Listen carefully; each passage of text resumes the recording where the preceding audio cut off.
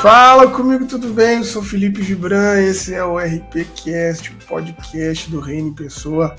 Estamos indo para mais um episódio aqui. Privilégio muito grande ter você conosco. Obrigado por você que está nos ouvindo, por você que tem acompanhado, você que tem nos ajudado a manter esse podcast vivo, né? Você que nos ajuda lá no www.apoia-se/RP. Então, te agradecer demais por toda essa força.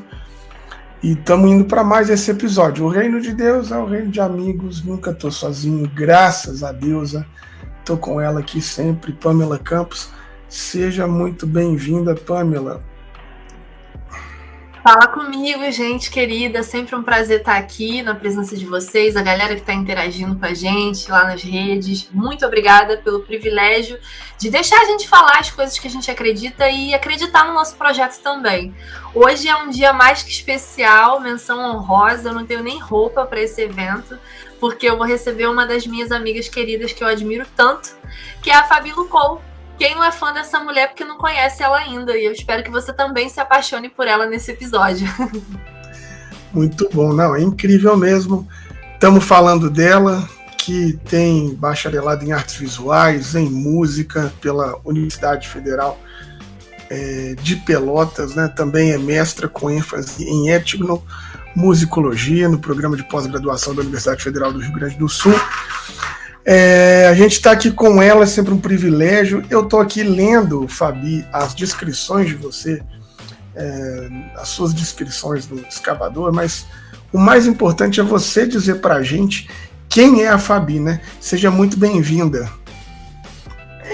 Esse momento sempre é muito tenso, né? Obrigada, gente. Obrigada pela acolhida, pelo carinho, pela amizade.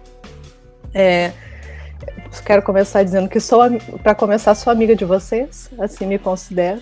Isso é uma coisa importante.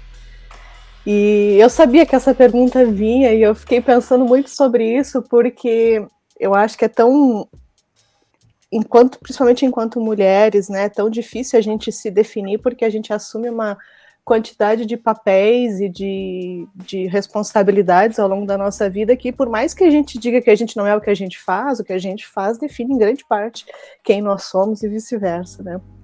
Mas como eu sou uma pessoa das artes, eu vou dizer que eu, além de ser uma pessoa criativa, que está sempre nas minhas redes sociais, eu acho que uma das coisas que mais me caracteriza, assim, e que as pessoas lembram de mim, é que eu sou uma pessoa de sorriso fácil e de coração aberto. E eu gosto de falar do meu sorriso porque as pessoas lembram do meu sorriso. E, ao mesmo tempo, o meu sorriso é talvez uma das coisas em mim mais fora de um padrão estético que eu tenho, assim, né? A questão de eu ter um sorriso, um dentinho meio torto, mas, ao mesmo tempo, eu sei que é essa imperfeição desse meu sorriso que talvez possa ser acolhedor para muitas pessoas, né? Então, apesar dos meus dentes nem tão perfeitos, nem tão brancos, para mim quando as pessoas me identificam como uma pessoa que sorri e que eu sou marcado por esse sorriso, eu me sinto muito feliz de que justamente na minha imperfeição e na minha vulnerabilidade é que está também, então, esse meu, entre aspas, ponto forte. Então, eu sou uma pessoa de sorriso fácil e de peito aberto, gosto de estar com as pessoas. Aí, nesse primeiro minuto aí, você já teve a oportunidade de se apaixonar pela Fabi. Se você ainda não se apaixonou, você é maluco. Mas, enfim, Fabi, eu lembro muito da primeira vez que eu te vi pessoalmente, foi no primeiro Novas lá do Casa Babette, né? E aí, foi exatamente essa memória que ficou para mim. Eu tava completamente uma estranha no ninho, e de repente uma ruivinha, assim, me abraçou com um olhar e tal. E essa é a memória que a gente tem de você. Mas para chegar nessa caminhada, eu acho que tem tudo a ver com a sua própria função de pastoralidade. E eu queria que você contasse um pouco para a gente o início da sua caminhada na fé, como é que você desenvolveu esse seu ministério e como é que a música atravessou seu caminho também. Bom, eu nasci numa pequena comunidade rural, no interior do Rio Grande do Sul, que era muito marcada pela questão da religião, né? Eu sou luterana, então desde que os meus ancestrais vieram de algum ponto do que hoje se chama Alemanha, né? É uma comunidade rural, então o tempo e a vida era muito marcada pelo próprio calendário litúrgico, pela igreja, pelas por todas esses movimentos, né? E assim eu cresci, e até que eu me mudei para Pelotas, cidade onde eu moro hoje, que eu considero a minha cidade, e comecei isso na década de 90, né? Eu já uma adolescente, eu vim de então esse contexto rural muito tradicional da experiência de fé, e caí numa cidade de porte médio na década de 90, no auge do boom do movimento gospel. Então passei a participar e congregar numa igreja luterana também, mas de vertente mais evangelical. Então foi um universo totalmente novo assim para mim, né? Passar de uma liturgia muito estruturada, uma coisa quase que se identificaria quase como católica, para um ambiente mais gospel, né? E eu me lembro muito do primeiro dia que eu passei a frequentar essa igreja, que ainda hoje é minha comunidade, onde tantos anos eu servi como em função pastoral e sigo, né, ministrando louvor, pregando, fazendo coisas sempre. Mas eu me lembro a primeira vez que eu entrei na igreja, num culto à noite, e vi um pequeno grupo de louvor tocando, voz, violão, percussão, baixo, e eu pensei, eu seria feliz fazendo isso na minha vida. Primeira vez, eu acho que eu tinha uns 14, 15 anos, e aquilo me marcou profundamente. Aí comecei a me envolver na igreja, com coral, com um grupo de jovens, depois cantando no louvor nesse grupo de jovens, no culto durante a semana. E foi ali que eu percebi que eu poderia usar essa minha aptidão para as artes. Eu nunca nem me imaginei em outra área, assim. Eu brinco que arte para mim sempre foi um destino, assim, eu nunca consegui me imaginar fazendo outra coisa. E foi por causa do meu envolvimento com música e artes na igreja que eu fui fazer faculdade nessa área. Então, durante a graduação em música, eu fui regente do coro. Eu trabalhei muito dando aula de canto para outras pessoas na igreja, dando aula de teoria musical, sempre envolvida com a questão da música. Mas também esse interesse por entender o que era o culto, o que era a liturgia, o que era o louvor. Então, eu, como uma pessoa que gosto muito de ler e de entender as coisas, eu fui atrás disso e tentando crescer um pouco também na questão teológica do negócio, né, do louvor e do culto.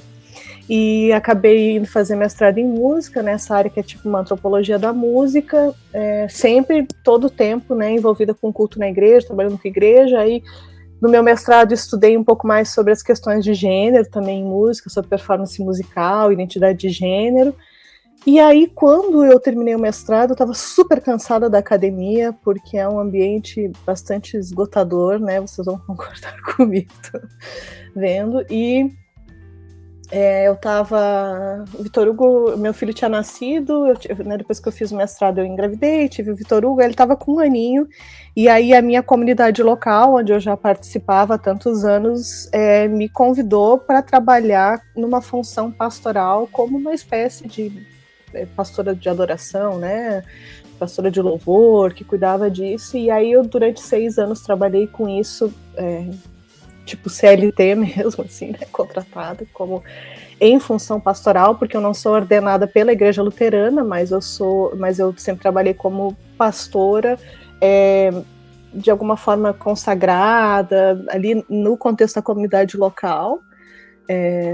E aí, quando eu estava já há 6 anos nessa função, eu pensei assim, cara, eu preciso agora decidir, ou eu vou, assim, ou eu vou para a música, volto para esse contexto acadêmico da música, ou agora eu embarco de vez na teologia e na questão do trabalho da comunidade. E aí foi que eu decidi fazer o doutorado na Faculdade Zeste, em São Leopoldo, que também ela é uma instituição da Igreja Luterana, mas ela é uma instituição que recebe pessoas de diversas religiões, denominações diferentes para seu doutorado, mestrado e doutorado em teologia.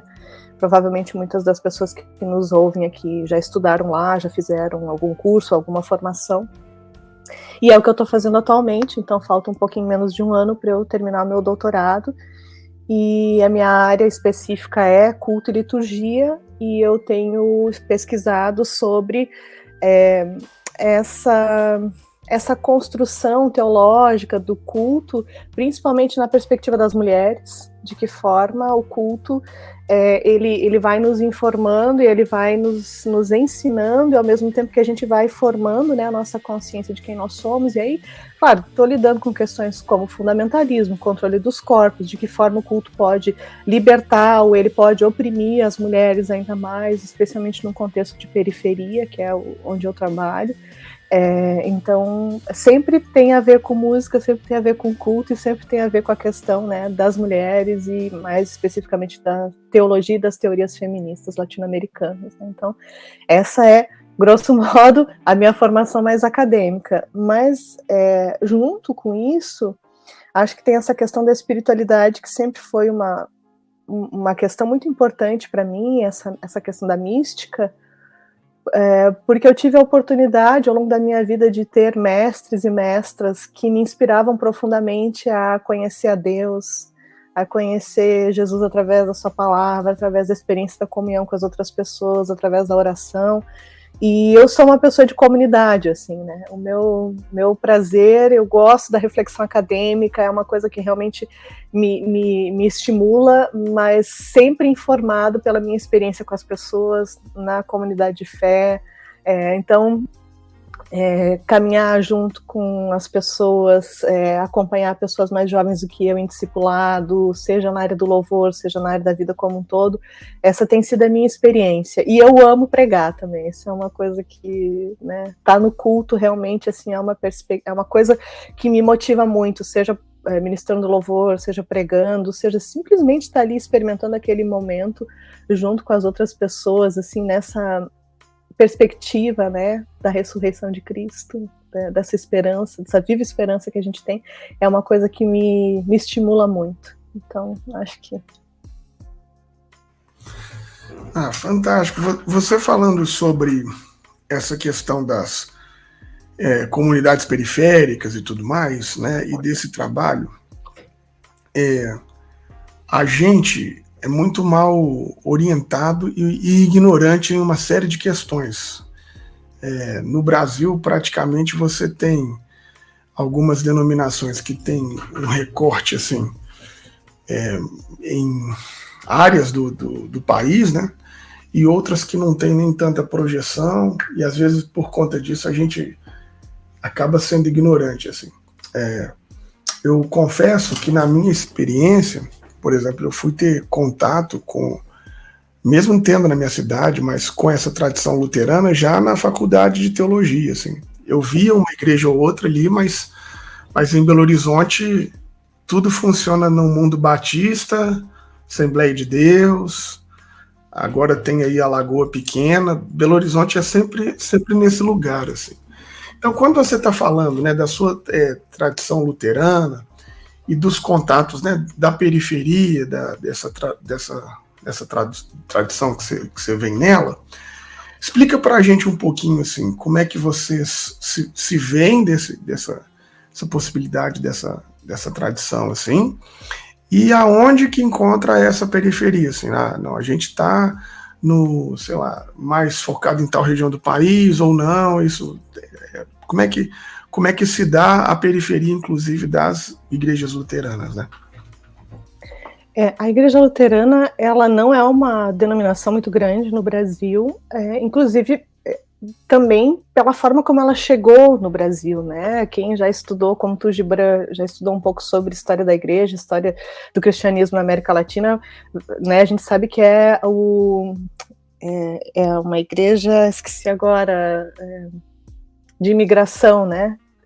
É uma denominação que chega aqui com a imigração, e o objetivo desses primeiros imigrantes, eles não chegaram no Brasil com o intuito de evangelizar o Brasil, mas de se estabelecer aqui e trouxeram consigo a sua fé, que também era muito plural, porque a gente pensa, hoje mesmo dentro da Igreja Luterana se pensa que é uma coisa única, assim, na verdade chegam aqui várias tradições que nasceram da reforma luterana, né?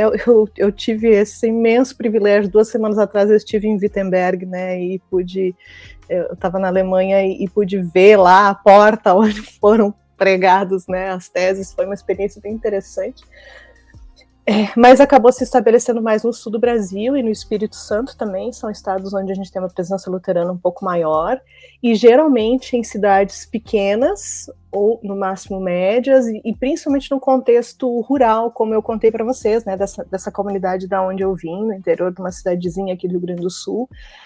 Então, periférico até nesse sentido, a gente pensa que nesse contexto do evangelicalismo e protestantismo no Brasil, a Igreja Luterana é pouco conhecida exatamente também porque ela está nas pontas, nas beiradas, né? A gente vai, claro que vamos ter igrejas em Belo Horizonte, em São Paulo, mas elas não chegam a ter a mesma presença que a gente tem de outras denominações que chegaram no Brasil com o objetivo claro de fazer missão, né?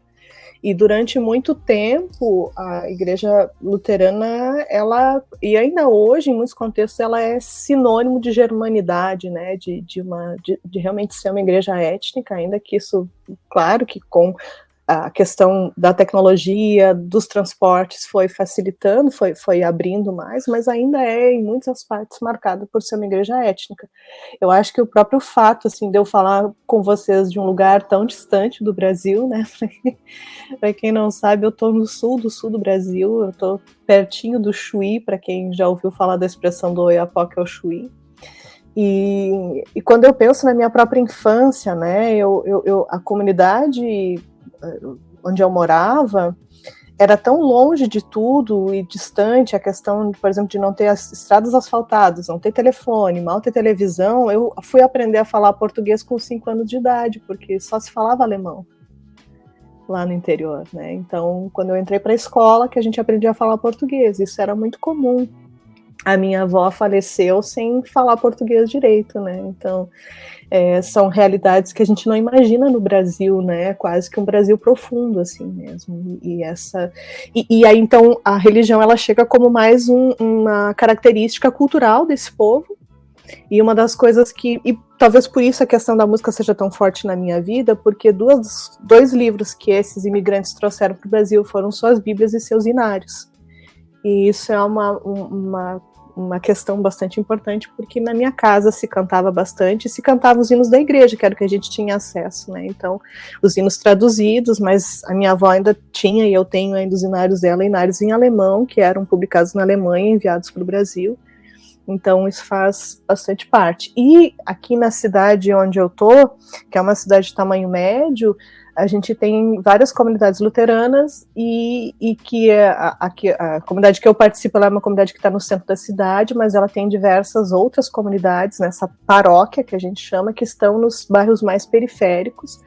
E então, sim, projetos missionários, né, que acabaram surgindo novas igrejas nesses projetos missionários. Mas a característica da germanidade, ela ainda é presente, se não nas pessoas que frequentam, nas próprias estruturas da igreja, na forma como se pensa a liturgia, na própria tradição da hinologia, né? Então, dos hinos que são cantados acaba aparecendo isso, e eu acho que o desafio é justamente esse, sempre essa tensão dinâmica, né, entre uma tradição que é tão rica, e ao mesmo tempo ser relevante e contextualizado com a realidade dos nossos dias e do lugar onde a gente está.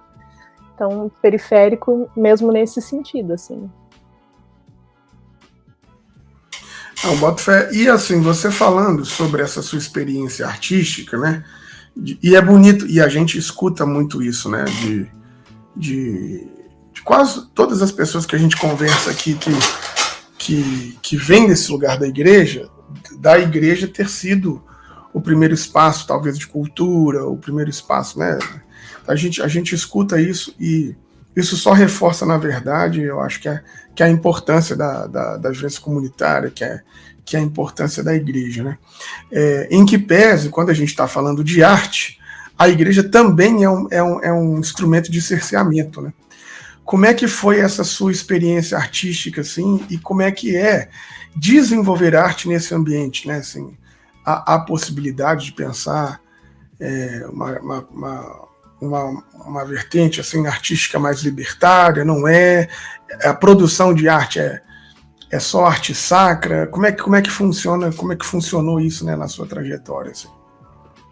Há uns dias atrás eu estava num curso com uma amiga, né? A gente tem alguns cursos de música que são oferecidos pela igreja, eu sou uma das professoras, e uma outra amiga que é professora, ela estava comentando justamente, a disciplina dela era sobre a música luterana, a herança, né? E ela disse que talvez o grande erro, entre aspas, do Lutero é que ele nunca escreveu um tratado sobre música e arte, né?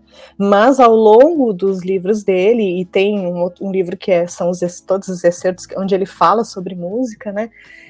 Ele vai o tempo inteiro trazer essa perspectiva de que a música, e eu acho que ele vai falar da música porque a música, de certa forma, se a gente pensa no século XVI, era uma das expressões de arte mais populares e democráticas que tinha, porque talvez tu não tivesse acesso a tintas, a pincéis ou a outras formas de expressão artística, mas a música, se tu tivesse a tua voz e de repente o acompanhamento de algum instrumento, tu conseguiria ter algum tipo de arte na tua vida, e a igreja tinha muito essa função, né, de não só a questão da própria música, mas a própria questão visual, né, com a decoração das igrejas, com os vitrais, com os santos, com tantas outras questões estéticas que a gente tem nesses espaços, né, principalmente nesse final da Idade Média aí. E aí, mas ele escreveu muito ao longo dos seus escritos, ele falou diversas vezes sobre a questão da música. E eu tenho um amigo que me disse uma vez, cara, eu acho que ele não fala tanto porque para ele era uma coisa tão natural, diferente do Calvino, talvez, e aqui eu não quero entrar num assunto que eu não sei tão bem, mas que vai deixar mais estrito e vai dizer, olha, essa música pode, essa não pode.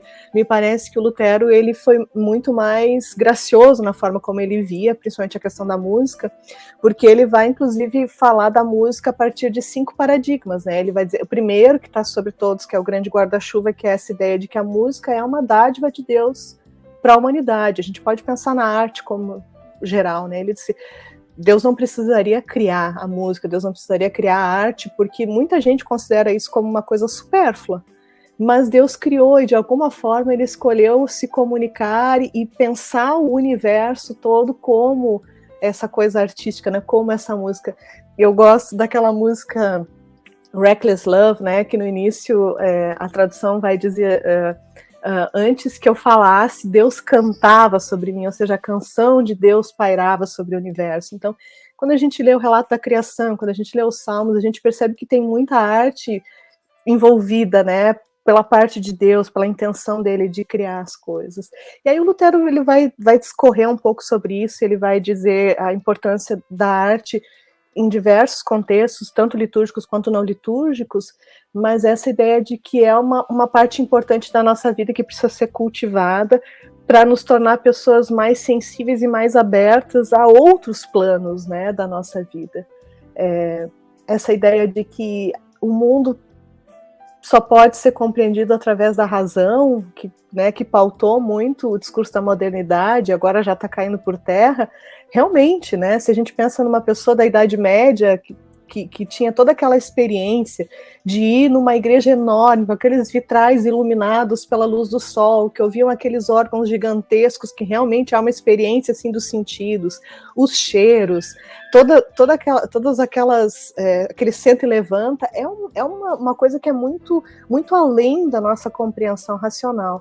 Então, como luterano, e aqui eu não posso falar do contexto total, porque tem ainda dentro dessas comunidades que pertencem à Igreja Evangélica de Confissão Luterana, tem uma série de diferenças, né, na forma como interpretam isso, mas eu nunca me senti pressionada, por exemplo, a apenas entender arte só no contexto da igreja, né, então a gente sempre teve, tanto que eu me formei em artes visuais com mais 3 colegas meus da época de grupo de jovens, assim, a gente tinha muito essa pegada das artes. Um professor que eu tive da gravura era um cara que foi, tipo, uma geração antes de mim no grupo de jovens, então a gente tinha vários artistas, várias pessoas sempre envolvidas com a questão tanto da música. Gente, eu não sei quantos tecladistas, pianistas que passaram pelo grupo de louvor da minha igreja que hoje são músicos reconhecidos aí que estão tocando o mundo afora no Brasil, porque sempre teve muito essa pegada assim de também de que não tinha esse clichê assim tanto de pode música do mundo, não pode. Claro que estou falando de um contexto específico, a gente sabe talvez em outros lugares, mesmo na igreja luterana tinha isso, mas isso era uma discussão na década de 90, e eu me lembro que pra gente ainda já era super tranquilo, assim, porque teologicamente, a partir dessa perspectiva luterana, a música e as artes, elas são uma dádiva de Deus para o ser humano, e é uma forma da gente vivenciar e experimentar o mundo também a partir de um outro paradigma que não o da racionalidade. Eu fico muito encantada com isso tudo, porque parece que a gente está vivendo um momento muito doido dentro da liturgia evangélica, da liturgia protestante, que ao mesmo tempo que muitos evangélicos, né, principalmente fundamentalistas, desprezam a arte, o cerne do nosso culto está nesse espetáculo, né? Gospel, basicamente. E é uma pena que esse espetáculo gospel tenha que ter um formato definido, né? Uma coisa muito imperialista, que não explora essas outras possibilidades de culto. E você falando de Idade Média, eu fico muito encantada, porque as pessoas têm uma mania de dizer que a Idade Média é a Idade das Trevas, né? Sendo que as pessoas que estudam de fato esse período sabem que existia uma diversidade, um apelo popular muito maior do que essa modernidade castradora que você acabou de citar. E eu queria que você falasse um pouco pra gente, porque eu acredito que por você estar numa periferia aí do Sul e tal, como é que funciona essa liturgia nessa perspectiva que você está trabalhando? Qual é a sua proposta de pesquisa, assim? O que você entende como uma liturgia que seja interessante para essa comunidade evangélica? Olha, eu acho que... Primeiro, eu acho que, até vou usar essa expressão, saiam da sala crianças, né? Eu acho que, assim, liturgia acaba sendo um campo da teologia onde as pessoas aproveitam para cagar a regra, né? Porque a ideia é essa, né? Eu vou criar uma ordem do culto, uma liturgia, agora todo mundo tem que seguir. E, na verdade, óbvio que existem... alguns ordenamentos do culto, vou usar essa palavra, né? Assim, se a gente for estudar desde do Antigo Testamento, né? Como acontecia a celebração na sinagoga, a leitura do texto na sinagoga, depois com o cristianismo, né? Com a ressurreição de Cristo, a questão da ceia. Claro que existem, né? Alguns como é que eu vou dizer, tem um livro bem interessante da Constance Cherry que ela vai falar de alguns pilares, né, que vão formatar o culto, mas o principal deles, assim, se eu penso a partir de uma perspectiva luterana, e que a gente provavelmente vai encontrar em diversos outros cultos também, porque, no final das contas, a nossa raiz é a mesma, é a questão da liturgia da palavra e a liturgia da mesa. São centrais ao culto, né, onde a gente... E quando a gente fala liturgia da palavra, eu acho interessante... porque a modernidade, ela acabou jogando essa liturgia da palavra muito com essa ideia de que a pregação ela é o centro do culto, e a pregação no sentido de uma palavra que é exposta de uma forma, assim, didática, uma palestra. Mas, inclusive, a partir de uma perspectiva luterana, a pregação é tudo que comunica o evangelho. Então, se na música, nas leituras intermediárias, no sermão, onde eu vou, então, explicar um trecho específico da Bíblia, eu estou proclamando o evangelho, todo culto é pregação. A ceia é pregação, porque ela nos fala daquilo que Jesus fez, da sua presença conosco hoje e da perspectiva da sua vinda. Então, são os dois movimentos, assim, os dois pilares básicos de um culto cristão seriam, né, então, a liturgia da palavra e a liturgia da mesa. Com o tempo, né, se colocou mais aquela liturgia de acolhida e a bênção e o envio final, que é a liturgia de saída, que também hoje fazem parte dessa tradição cristã. E que é uma fórmula que foi se reafirmando ao longo dos séculos, né, a herança que a gente traz. Mas a forma como a gente faz isso é totalmente criativo e de preferência contextualizado, né, até um tempo se usava essa expressão enculturado, é uma expressão bastante usada a partir dos autores católicos, sobre liturgia principalmente, mas a gente compreender de que forma, na verdade, a grande questão é de que forma Jesus se faz corpo de novo hoje entre nós. Acho que essa é a grande questão do culto, né? Como que a gente comunica a realidade de Cristo, de quem Ele é e do que Ele faz e fez para os nossos dias hoje, né? Quais são as suas manifestações no presente. Estou lembrando aqui de um negocinho que eu escrevi agora esses dias. Eu escrevi, eu vou ler, tá, gente, porque eu sou a pessoa que escreve, então eu escrevi um negócio esses dias aqui quando eu estava refletindo sobre justamente isso, né? Que se a verdade é uma pessoa, Jesus Cristo, a constituição dessa pessoa nos diferentes tempos e contextos não é um dado fixo. Né? Jesus não é um dado fixo da história, mas ele vai sempre se encarnando de novo.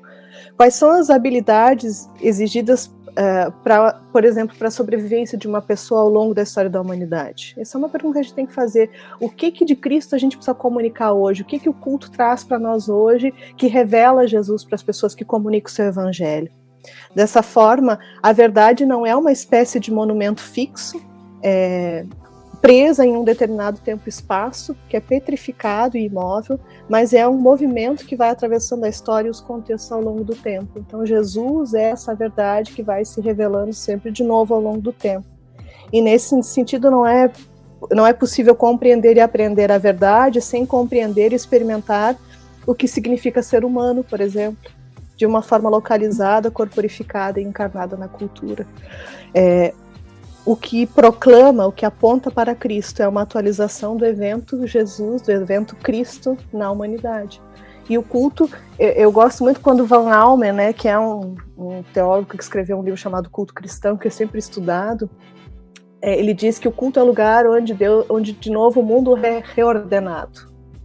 O culto é o lugar onde as coisas voltam para os seus lugares, onde a gente se dá conta de que Deus é o Criador de todas as coisas, daquilo que Jesus fez por nós, e aponta para essa perspectiva da esperança, da ressurreição. E isso é muito específico de cada tempo, de cada contexto, de cada lugar, da comunidade que se reúne ali para adorar. Às vezes a gente está tão acostumado em ver cultos no YouTube, na internet, cultos grandes, que têm uma pegada contextualizada ou contemporânea, talvez seja maior, um termo melhor, mas que não fazem sentido nos contextos das comunidades locais que reúnem talvez 20, 30, 40, 50, no máximo 100 pessoas. Mas de que forma esse culto, que eu penso, ele pode comunicar para as pessoas que estão nessas pequenas comunidades, né? Então, quem é Jesus para essas pessoas? Eu lembrei do livro que eu estou lendo lá do Moltmann, né? Quem é Jesus para nós hoje? Acho que essa é uma pergunta central que o culto deveria não responder, mas para o qual deveria apontar a resposta, né? Comunicar o evangelho hoje.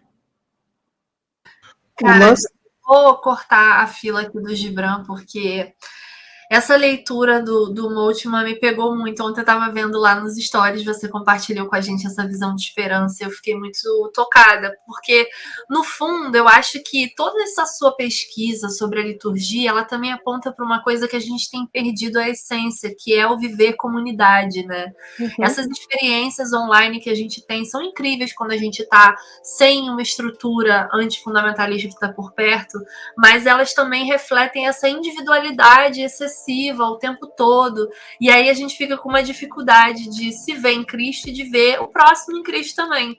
Fica na nossa bolha. Eu acho que a liturgia para mim é quase que um poder, aí vou me cancelar agora, mágico, de você conseguir linkar com as pessoas, todo mundo vibrando ali a mesma essência e tal, de maneiras diferentes, mas eu acho que é muito lindo. E isso que você falou, assim, nossa, eu sinto inclusive saudades. Isso é uma coisa que o fundamentalismo me roubou, que eu sinto muita saudade, assim, de fato. E quantas vezes, né, Pamela, a gente aceita, inclusive, a gente abre, assim, a gente vai ao culto sabendo que não concorda necessariamente com as posturas ou com a pessoa que está sentada do nosso lado, mas a experiência de estar em comunidade, ela é maior e ela assim, a gente é capaz de relevar, às vezes, algumas coisas dessas para estar em comunidade, porque existe aqui uma força e um poder, né? E aqui a gente, como cristão, a gente pode dizer, tem, né? O Espírito se move, né? Entre as pessoas que se reúnem ali, e isso é uma coisa inegável.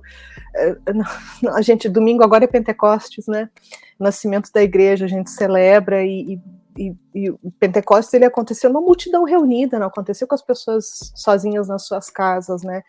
E eu acho que isso faz muito parte da nossa experiência enquanto pessoas cristãs aqui no Brasil, na América Latina. A gente precisa de comunidade para sobreviver, não só na nossa fé, mas a nossa vida mesmo. Quem somos nós sem as nossas aldeias, sem as nossas comunidades, sem as pessoas que nos apoiam? Eu, como mãe, posso dizer, eu não sou ninguém se eu não tiver as pessoas que estão caminhando comigo, que estão me ajudando, que estão me amparando, porque eu preciso disso. E o culto, ele tem essas duas perspectivas, para mim, que são muito claras, né? E que a gente pode dar ênfases diferentes, dependendo da motivação daquele dia, ou a gente pode trazer essas duas motivações, que celebrar a presença de Jesus em nosso meio, ou seja, a questão da comunhão. Jesus está entre nós estamos aqui, né, amando as pessoas, né, amando a Deus que nós não vemos através das pessoas que a gente vê, mas o culto também aponta para frente, né, para a perspectiva da esperança em Cristo, e aí o Moltmann vai falar super bem sobre isso, mas eu acho que são duas perspectivas da pessoa de Jesus Cristo que a gente encontra no culto, além da perspectiva do passado, da obra consumada da cruz, né, e da ressurreição, a sua presença nos nossos dias, em nosso meio, né, trabalhando em nosso meio, mas também a esperança desse Cristo que está no trono da criação e que voltará. Então, o culto, ele nos lembra essas diferentes esferas do tempo, essas diferentes instâncias do tempo, especialmente na celebração da Santa Ceia, né, onde a gente celebra o que Jesus fez com a sua presença hoje, apontando para a mesa do banquete que nos espera mais adiante. Então, tô ouvindo você, Fabi, tô quase me convertendo. Acho que se eu ouvir você mais uns 15 minutos, eu aceito Jesus, velho. Na moral. Você é bonitinha demais. Mas você tá falando sobre Pentecostes, que é o próximo fim de semana, né? E aí uma coisa muito interessante, porque essa lógica que você estava dizendo, a gente vive muito ela, inclusive, na igreja brasileira. Eu não sei o que aconteceu, mas de um tempo para cá, não importa se você é pentecostal, neopentecostal, de uma hora para outra, o neocalvinismo, com essa ideia da cosmovisão cristã, veio pasteurizando tudo, botou tudo num liquidificador danado. E aí parece que a saída última para a igreja agora é um racionalismo estúpido, né? Um negócio burro pra caramba, mas eles chamam de racionalismo, eles são a última bolacha do pacote.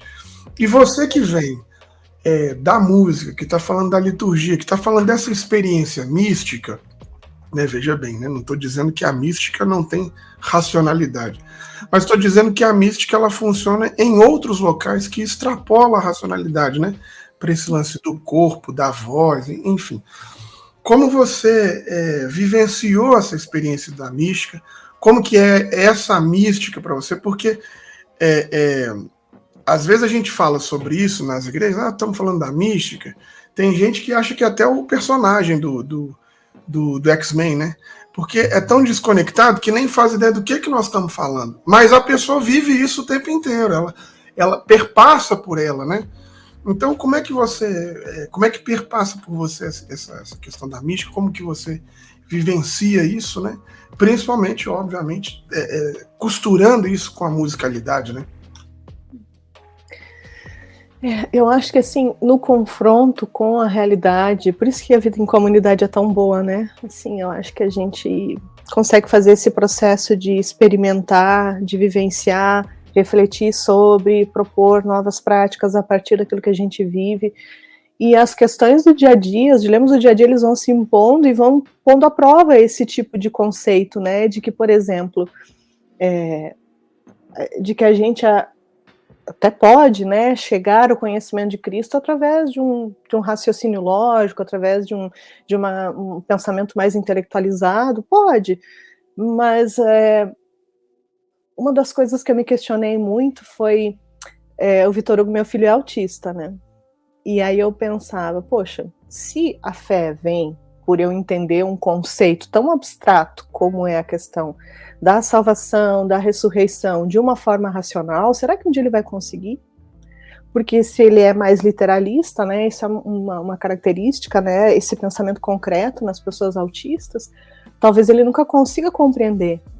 Mas pela fé ele pode entender, ele pode aceitar, ele pode dizer eu não entendo, mas eu aceito.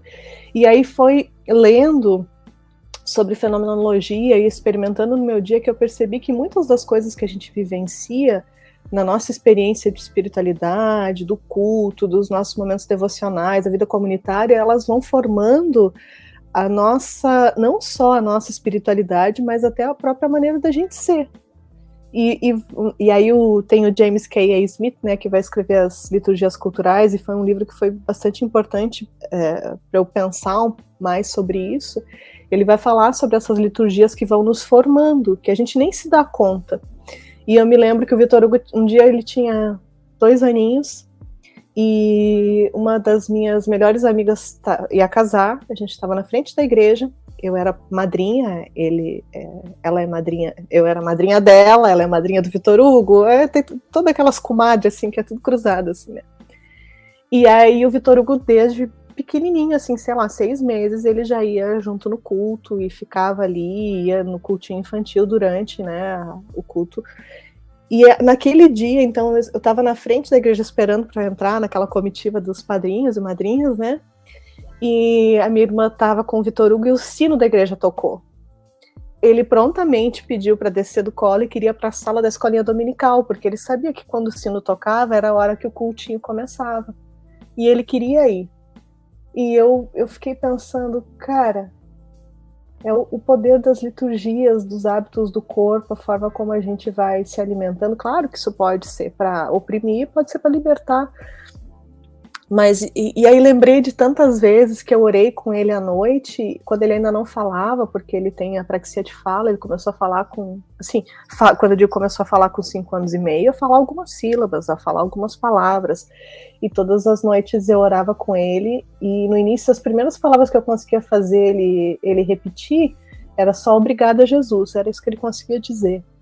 E hoje em dia é tão engraçadinho que à noite, quando a gente deita, então, e aí ele faz todo o ritual com os bonecos de pelúcia dele, aí ele pega o bonequinho de pelúcia dele, junta as mãozinhas, e aí ele fala, Senhor Jesus, meu coração é teu.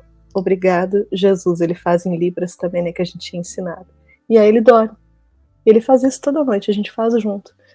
E eu fico pensando, até por uma questão de sobrevivência minha, e da minha fé, e daquilo que eu creio, eu entendo que é muito além de um processo racional, né? Que a fé, ela é construída nesses pequenos momentos, onde a gente vai se sensibilizando para o mundo, para as pessoas, onde Jesus vai se revelando através das pessoas, né? Vai nos conduzindo.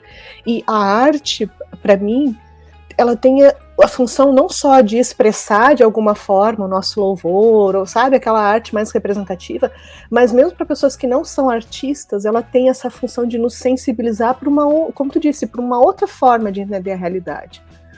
De eu estar caminhando na rua e de repente aquele pôr do sol, ou aquela combinação daquela árvore, aquilo chama minha atenção e de repente, até me arrepio de lembrar, e de repente eu tenho uma experiência com o sagrado, eu consigo ter um momento de epifania na minha vida e eu consigo enxergar beleza naquilo que está diante de mim. A forma como tantas vezes a música, mesmo que eu não saiba cantar, mas ou eu tô no culto ou eu tô em casa, e ela consegue expressar sentimentos que eu nunca consegui verbalizar, seja através de palavras, seja através de melodias, né? Eu tenho certeza que quem nos ouve aqui vai lembrar de momentos, e eu ouvi muito isso, assim, sendo, agora, imagina, gente, 25 anos dirigindo louvor na comunidade já, né? Tem pessoas que nos ouvem aqui que nem tem isso de vida.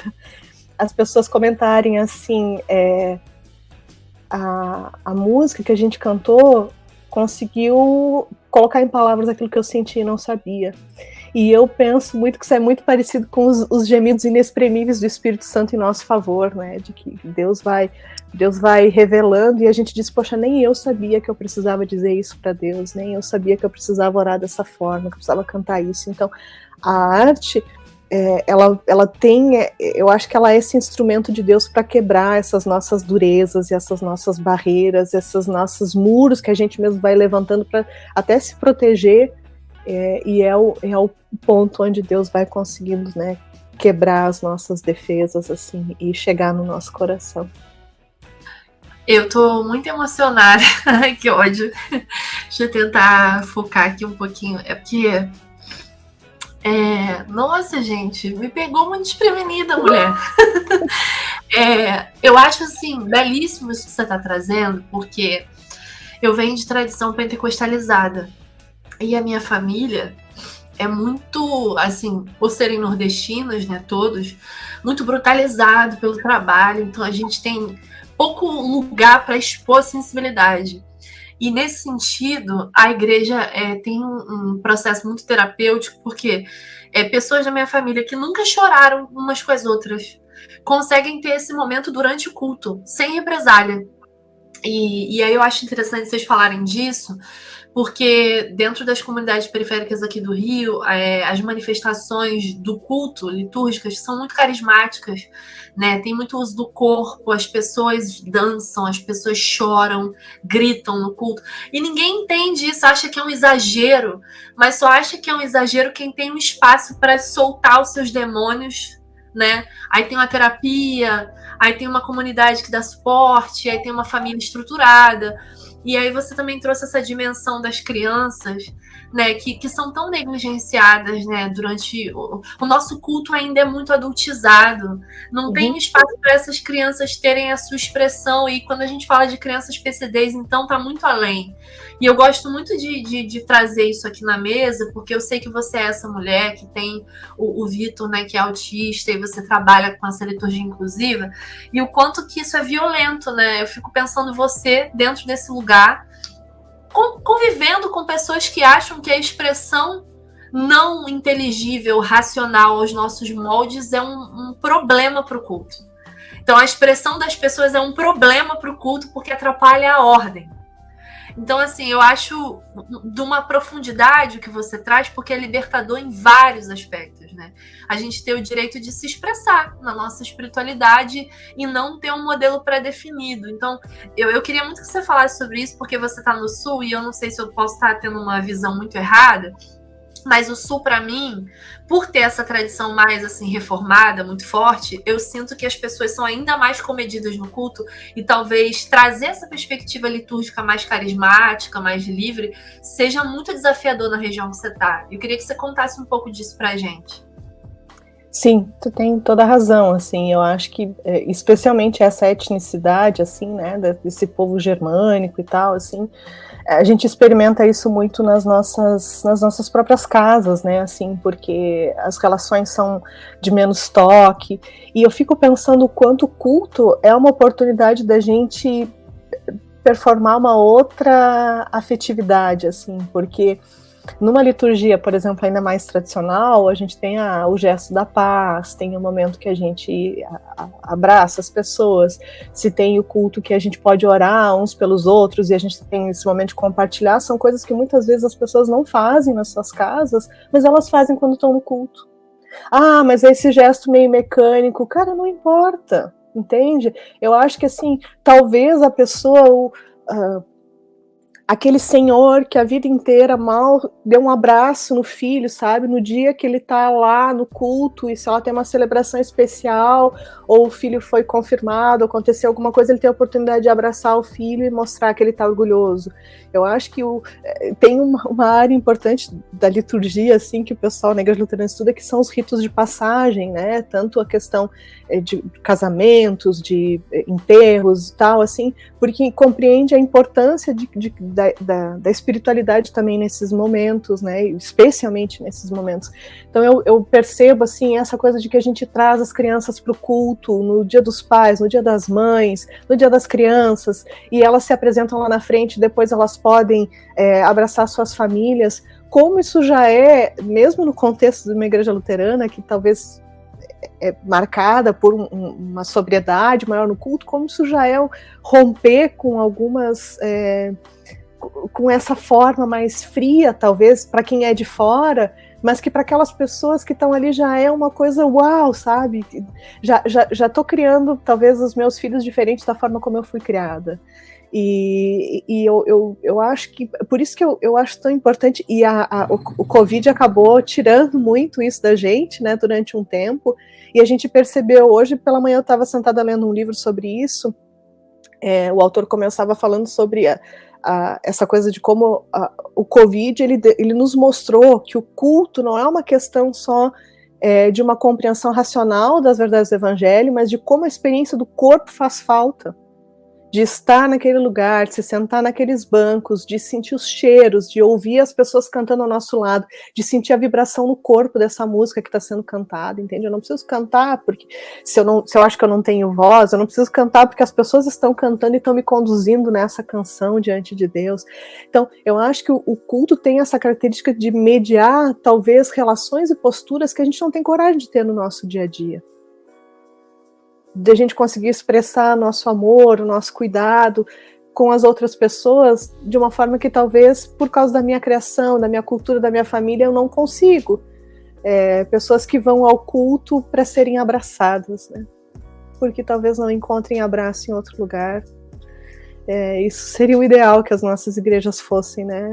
Falo como uma esperança, não talvez como uma realidade, mas como uma perspectiva de alguém que sempre sorri e que gosta de teologia da esperança, né? Sempre penso dessa forma. Fabio, a gente muitas vezes confunde essa ideia da mística como se a mística fosse aquele espaço da presença de Deus ali na celebração, sabe? Eu costumo ouvir isso muito. Aliás, nessa experiência de pra você ter noção, assim, na minha comunidade, eu até estou tentando ressignificar as palavras, porque a gente tem, em vez de trabalhar na ideia do Ministério de Louvor, assim, a gente tem tentado pensar na ideia do Ministério de Música, porque não tem nenhum problema, mas é porque a gente que está nesse ambiente do louvor, da música, assim, há tanto tempo, você costuma ouvir expressões de tipo assim, nossa, hoje a presença de Deus foi... E aí, tipo, num outro dia, não tinha presença de Deus só porque sei lá, o irmão não errou a nota, enfim, não sei como que a presença de Deus existe, ou desexiste no espaço. Mas a impressão que eu tenho é que as pessoas não têm essa dimensão de que a mística tem a ver com a sua espiritualidade, com a sua interioridade, que ela tem a ver também com a sua caminhada no dia a dia, a sua experiência mesmo nessa jornada, assim, né? Nesse sentido, como é que você pensa essa questão da mística? Nesse sentido, como que você acha a importância dela? E vou te dizer por que te questiono isso. 90% das pessoas que eu convivo hoje são pessoas muito marcadas de maneira negativa com o ambiente religioso. E todas elas acabam perdendo total essa noção da mística, sabe? Assim, parece que a desconexão com o ambiente religioso, com a igreja, com a religião, também desconecta, assim, né? A pessoa... Então, para você, como é que funciona essa mística? Como que você define, como que você vive ela?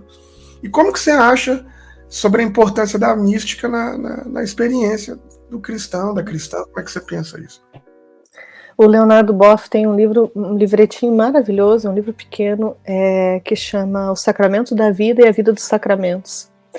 E ele vai trazer justamente assim sobre a sacralidade de tudo na vida, assim, a forma como isso que tu falou, assim, hoje a presença de Deus está, né? Hoje eu senti como se fosse para nós, pessoas cristãs, fosse possível viver num mundo onde Deus não estivesse presente de alguma forma, né? Então, Deus está presente todo o tempo, né? E aí o Boff ele vai trazer várias, tanto de objetos específicos, como o toco de cigarro do pai dele, uma canequinha de água que tinha na casa da mãe, até as questões do próprio culto. Então ele vai o tempo inteiro jogando sobre o quanto a vida é feita desses momentos de sacramentais e o quanto o culto também, né, é importante nesse sentido, essa simbologia do culto que nos leva para uma realidade que está além daquela concreta material que a gente está vivendo. E por isso que a arte é um instrumento tão importante, porque a arte ela não se resume ao objeto concreto que está ali, ou seja, a melodia concreta, ela sempre vai nos apontar uma realidade que está além, sempre vai nos levar para um sentimento, ou, né, deveria, para uma realidade que está além. E eu acho que essa desilusão, muitas vezes, com a igreja faz com que pareça que a gente feche uma porta e a gente deixa de viver uma parte importante da nossa vida que está além daquilo que os nossos olhos podem ver, né? De conseguir entender que existem realidades, né, no mundo que vão muito além daquilo que a nossa nossa vã filosofia consegue compreender, né? E o exercício da espiritualidade, da mística ao longo da vida, e aqui, tanto... Lembro do John Stott, né? Quando perguntaram para ele o que ele fazia para manter uma vida de fé saudável, ele dizia: eu faço 4 coisas. Eu oro e leio a Bíblia oro todos os dias, leio a Bíblia todos os dias, vou ao culto todo final de semana e tomo a Eucaristia, né? Como anglicano, então, né? Sempre tinha a ceia todo final de semana. Ele dizia: eu faço essas 4 coisas. E eu entendo que essas coisas na vida dele, assim como as minhas próprias disciplinas espirituais, elas me mantêm, de certa forma, atenta para a sacralidade da vida. É como se, literalmente, as escamas vão caindo dos nossos olhos e a gente consegue perceber que a realidade as coisas é muito além daquilo que a gente consegue ver agora, né? Claro que, gente, assim, a gente participa de retiros, por exemplo, aí a gente faz uma prática de leitura orante da palavra, né, de Lectio Divina, lá, 30 minutos de silêncio, tal. Mas, cara, na minha vida, no dia a dia, isso não é possível. Primeiro porque eu tenho um filho que hoje, por acaso, não tá no pula-pula aqui atrás de mim. A vida se impõe, a gente está no meio das demandas do dia a dia. Quais são as formas que eu consigo me manter ligada, conectada nessa frequência e continuar conectada com Deus? Bom, eu dou meus pulos, eu acho um jeito de fazer isso, e tem dias que eu não consigo e tá tudo bem também, entende? Deus, se ele tem um recado urgente para me dar, ele vai dar um jeito de chegar até mim. Mas eu acho que a prática da mística, desses exercícios, né, que se a gente for falar para um público mais evangélico, né, das disciplinas espirituais, ela vai nos mantendo mais sensíveis ao agir de Deus no mundo. Eu lembro de uma oração quando eu participava do projeto Grão de Mostarda, eu não me lembro se foi o Osmar Ludovico ou se foi o Valdir Steinagel que falaram, mas essa oração de que Deus me ensine a reconhecê-lo no caminho. Eu acho que a mística, as disciplinas espirituais, elas nos ajudam a reconhecer Deus no caminho, sabe? Quando eu tô vivendo a minha vida, de repente eu penso, putz, cara, tem dedo de Deus aqui, sabe? Tem alguma coisa aqui acontecendo. E quando a gente se dedica a essa, principalmente eu acho essa leitura mais meditativa da palavra, quando a gente tem o nosso tempo de oração, e nesse sentido eu sou bem crentezinha assim mesmo, né, de entender a importância disso, de certa forma, eu estou conhecendo quem Deus é e qual é o modo que ele opera no mundo, de que forma ele expressa o amor dele, o que vai fazer com que eu seja mais apta a reconhecer os seus caminhos no mundo, né? Então, de como a gente vai reconhecendo Deus ao longo da nossa caminhada. E é uma pena, né, que tantos abusos e tantas restrições, porque aí se coloca o peso de uma santidade, né, de uma pretensa santidade, uma espiritualidade, numa série de regras morais e controle do corpo e controle da mente, que não tem nada a ver com uma experiência de santidade, de crescimento, né, na semelhança de Cristo, que tem muito mais a ver com essa sensibilidade, com esse reconhecimento de quem Deus é, de como ele age no mundo, de como ele se manifesta nas pessoas, porque afinal de contas, todas as pessoas são imagem e semelhança de Deus. Então, o que eu não estou enxergando nessa pessoa, como é que eu não consigo ver a imagem de Deus nessa outra pessoa? É porque eu não conheço Deus o suficiente, então, porque se eu não consigo é porque tem uma perspectiva de Deus, tem uma faceta de Deus nessa pessoa que eu preciso aprender ainda, que eu não estou conseguindo reconhecer Deus nela. Eu acho que essa experiência da espiritualidade, da busca por práticas, né, que nos coloquem em contato com isso, ela nos ajuda a, de fato, tornar real e concreto o amor de Deus para os nossos dias e nos nossos contextos. Assim, Fabi, nossa, você foi edificado? Você foi? Porque eu fui, tá? Eu tô ainda regozijando aqui a minha exortação belíssima com a Fabi. Eu acho lindo esse papo. O progressismo resiste, graças a Fabi, né? Tem que ter coluna de oração, né? Tá achando que é bagunça? Tem que ter, cara, não adianta. Fabi, lindo essa perspectiva litúrgica que não é castradora, mas é educativa.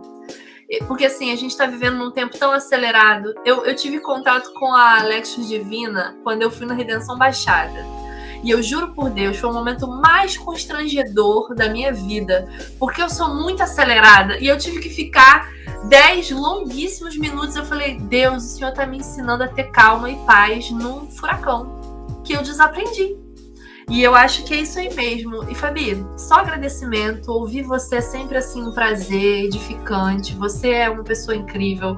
Exala a presença de Jesus assim. Pô, eu fico até mais crente. Eu tenho que andar mais do lado da Fabi pra poder ser uma mulher de oração, cara, porque tá difícil, de verdade. E assim, Deus abençoe sua vida, seu ministério. Eu tenho muitas conversas pra fazer com você ainda, porque eu tenho que ter você por perto, até por causa da Recriar. Ter uma pessoa como você falando e ensinando a gente é fundamental. E a sua voz tem que reverberar em mais corações aí. Obrigada de verdade, Fabi.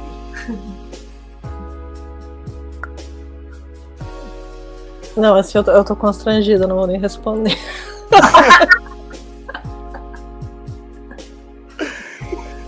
Mas isso é muito importante, cara. Isso é muito importante. Não, e principalmente, Fábio, porque assim, né? A gente vai percebendo a carência de referências no nosso ambiente, né? E assim, há um monte de gente que rompe com os modelos anteriores, e você entende a necessidade de romper, mas que agora também está à deriva, né? Então a gente precisa de pessoas assim como você, que tem essa experiência, tem essa trajetória, que já passou por mais problemas de humanidade do que a média da galera, pra, mano, ó, vamos por aqui, vamos aí, não é isso? Então é um privilégio pra gente poder caminhar com você mesmo. Gente, privilégio todo meu de estar aqui com vocês. Tarde bem aproveitado. Os cabelos brancos não é só charme, né, Fabi? Não. A prata da gata, da sabedoria da gata aí, ó. Como é que é?